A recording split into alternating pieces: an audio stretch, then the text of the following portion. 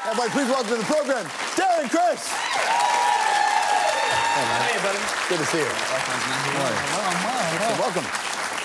Welcome to the show, sir. Thank you. It's good to be in Toronto, man. How are things going with you? Things are absolutely excellent. It's always a good time when you're in Toronto. I don't know what it is. It's like my 4th time in the city. It's beautiful. It's always nice people, nice everything. So I don't want to jinx that. Congratulations on everything, between TV and the film as well. It's got to be a strange trip for you, even though you're still a young man. It is. I mean, I think for anybody that has kind of had their sights on whatever goal for however long, once you get there, it is quite surreal because it's all about the chase. Then once you have it, what do you do? Do you just try and keep going? And what do you shoot for? So it is a continual game of being incredibly overwhelmed and grateful at the same time. The reason why Glee is in the cultural zeitgeist is not just because kids sing along and because it was a phenomenon in terms of success, but it led to things like this, intellectual ninjas like Glenn Beck. A year ago, I was watching the show Glee with my wife, and we watched it like this. I mean, it's horrifying, some of the things that they're teaching high schoolers. And I said to her at the end of it, this about a year and a half ago, we lose. There is no way to beat that. Well, yes, there is. We've spent about a year now trying to put together a pushback. There you go. Glenn Beck set out to crush. Good old Glenn. Good old Glenn. That is an incredible part of the dialogue, though, isn't it? Yeah, I mean, well, I think it's cool that that's even part of a dialogue, something that is so culturally relevant that can reach a guy like Glenn Beck. I think that's really cool, for better or for worse. Worse. Depending on what side of the coin you're on. It's being talked about. Is it a challenge, though, to try to sometimes keep it about the discussion? Because there are lots of things, like much of life is a gray area, granted, but there are things that are black and white. Human rights issues, they're black and white. Yeah. And there's pressures to be, it's a big network show that reaches all of America. Have there ever been pressures on you guys not to be political? Well, I think we've never really been political. I think your presence alone is, to be honest with you. I think Glee on TV is political, just by being there.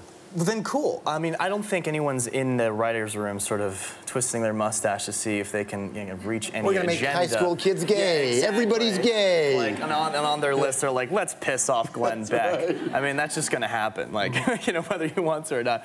So, I don't know. I think the thing that I sort of fantasize about Glee and about things that are pushing a certain positive message is that they're trying to sort of normalize things. And this isn't necessarily exclusive to sort of equal rights. This is about, freedom of speech, of thought, of mind, of everything, all the good stuff. Tolerance toward musicals. Exactly, yes, which is very important. It's very important. Growing up in my high school, if kids were running down the street doing musicals, the neighborhood would have been weirded out. A little bit, I'm sure. Not because of gay, because of musicals. Musicals, exactly. See, in San Francisco, it's like, he's singing a musical. Come on, guys. So were they all really bummed out when you had to come out of the closet as a straight man? Who knows? It depends. I don't know. Who knows who I came out to as a straight man. But what were we saying? Oh, yeah, so I think, Glee kind of seeks to normalize things, so it becomes less about a policy and more about a concept that just becomes sort of matter of fact. I think my favorite thing about the relationship that I get to have on the show is Blaine with Kurt, is that I think a lot of the fans have gravitated towards their relationship, not so much because it is a young gay relationship, so much as because it is a really likable relationship between two people that are clearly attracted to each other, and that there's a lot of positivity there. And you play a strong, it's almost like a mentor, like a confident guy. When he started, as the show went on, they kind of sort of put a couple you need to make it vulnerable for people to stay into it. Exactly. He couldn't be too much of a perfect guy. So, walking into Glee, which is this pre-existing brand and has its own impact, is one thing. You get to work with Kristen Wiig. Yeah. Which also, she's kind of changed the game. Yeah. So had you known her before? What was the process like? I was a huge fan of Kristen. I told her this almost every day on set.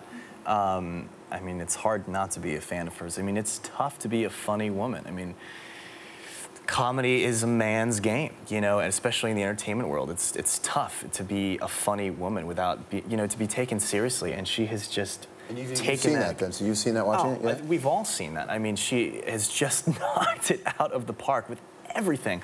She's funny, she's pretty, she's just fun and just magnetic in every kind of way, which is why the comedy works, because you care about her. Right. So, yeah, it's a real treat. I get to work with a lot of great people. I'm very...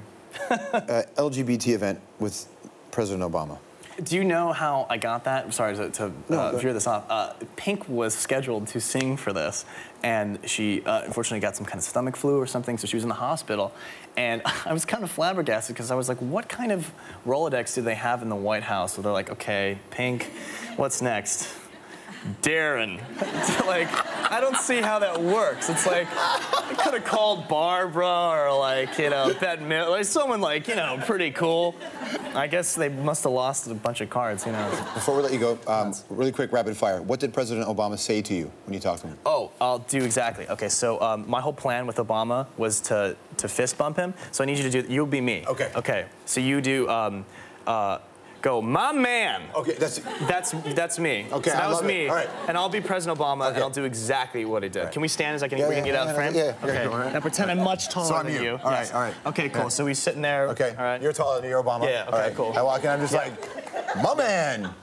Oh, come on, man. You got a boom. For real? Yeah. He told me to boom. He corrected me on my fist bumping etiquette. Look, come over. Look, come over. You got a boom. Yeah, it was like, this is so presidential. Like, not only are you telling me what I'm doing wrong, but you're telling me how to do it better. Like, Jesus. Bam. I wanted to ask you next what you wish he would say to you, but I already know the answer. He did it. That's the best story I have, yeah. Would you have been friends with Blaine in high school? Oh, yeah. Totally. I probably would have been jealous. Who's the one person you've always been a little bit in love with? Amy Adams. But not a little bit, like a lot. But I've told her this. I've gone to like events where I'm like, I'm in love with you. You're amazing. Have fun. Bye. And how does that go? I'm sure she still thinks I'm as weird as the first time I met her. Hardest thing you've ever had to give up? Privacy. Is the privacy thing hard? Yes and no. It's a blessing. So it's like, who am I to be mad about it? Right. You know? But it's a challenge. It is a challenge, but it's for anybody. I mean, I think it's not just exclusive to an actor. It's social media. Are you on Instagram too? I try to be. I've just gotten hip to it. Yeah. I'm slowly getting cool. I'm getting there. Just next time I'm on the show, I will be like, Instagram I will not be talking to you at all the whole time. I'll just be Instagramming the whole time. Boom. Thanks, man. Nice to see you. Boom. Season 4 of Glee. Darren Criss, everybody.